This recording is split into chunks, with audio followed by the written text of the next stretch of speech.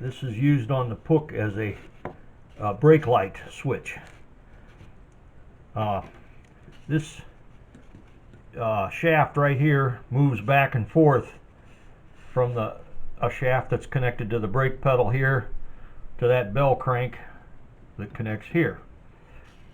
This is the switch right here. It's pulled with a spring, and so this whole switch is just a pull spring type thing. So when you put the rear brakes on, it's going to pull on the shaft, and that's going to make contact and light up the brake light.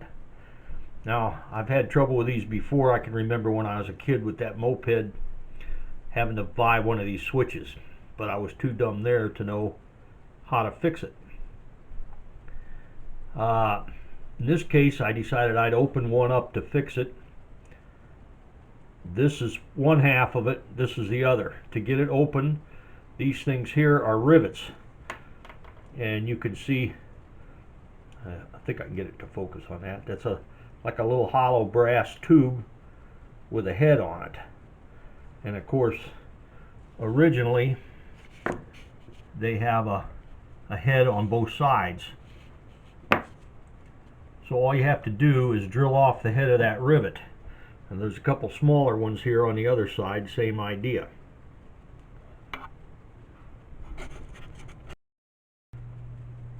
Now what I did is I used a 1/4 inch drill to drill a head of this rivet off, and a 1/8 inch drill to work on these two smaller rivets that are in there. And as you can see, this part of the switch is pretty rusted in there. That thing's supposed to slide back and forth. The spring's rusty. You can see rust in here on the plastic. So I'm going to take those parts out of there, clean them up, and put them back in there, and then put these two halves back together. Because if you can't get a new something, you got to fix the old one. Now it might be you can get these switches. I mean, they're hella switches made in Germany, and I'm pretty sure somebody probably still reproduces these. But rather than mess around trying to find one, I decided I'll just fix this one, and also I'll learn something about how the thing works and why you want to keep water out of that thing. Now what I'm going to do, I'm going to put these parts, especially these metal parts here, into this little glass jar here. I have a lid for it in case I want to put a lid on it. This is filled with warm water. Actually, it's pretty hot water, really. And it's 3/4 of water, and then about 1/4 muriatic acid, which is very cheap. You get that at the hardware store, and that's what I'm going to derust these parts with. Now you see on this side over here, you see some yellow down in there, and that's caused from the muriatic acid taking off rust off those parts, off the spring and everything. Anything that has rust on it, and mostly the acid will take off any kind of organic material too. It'll take off. It won't take off grease or oil or anything like that. That stops the acid from working. So I used warm water here because I want a little bit faster action. You can make the acid solution weaker and put it in cold water and stuff like that to slow it down so it doesn't clean things up too fast.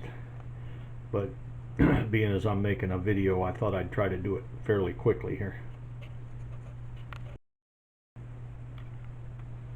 Now you can see the springs and the metal shaft are cleaning up very fast. They've been in there maybe 10-15 minutes now, and you can see just how much cleaner they're getting. So the acid's a pretty good way to derust stuff. If it's too small or too fine to use in the blast cabinet or something, I usually use just muriatic acid and water. Now after this is done, and I drain off the acid and put water to rinse it all off, rinse as much acid off as I can, then I'll fill this up with warm water and baking soda, and that will neutralize the acid and stop these things from rusting, because they're real clean when they come out of there. If there's any moisture on them at all, they're going to start rusting again within a day or so. They'll be pretty rusty. So you have to stop the acid from working. Otherwise, because they're awful clean, just getting them damp a little bit is going to make them rust. So I wash them off in baking soda and water. And baking soda is really cheap. You can get that at the grocery store. And after they're neutralized with baking soda and water, then I'll spray them with WD-40 or something like that to keep them from rusting until I get ready to put the thing back together again. After soaking in the acid, it cleaned up the rust off the spring, off these contacts, which brightened up the copper considerably. This little copper ring here, it cleaned this all up, and then I used a little bit of paint thinner and a toothbrush to clean this plastic in these areas here. Put the parts back in. Now I'm ready to close it up. I think this switch will last for another 65 years anyway. Now we want to check this needle to see if it makes connection when you pull on this shaft, and you see it does. So I think I got that one fixed. Looks pretty good. I didn't really explain how I put this thing back together, but that was a little hard to show while I was trying to glue it back together. I decided I'd use super glue to put the two halves of the plastic together. I assembled all the mechanical parts in one half, made sure they were greased and oiled and, you know, ready to assemble. And then the other half that didn't have any parts in it, I put a little bit of water and baking soda. You mix maybe a teaspoon of basic baking soda in with a cup of water, and you maybe put I think they call it a Q-tip. It's got cotton on the end, and the Q-tip, you dip it in that and just kind of put a little bit of water on one half.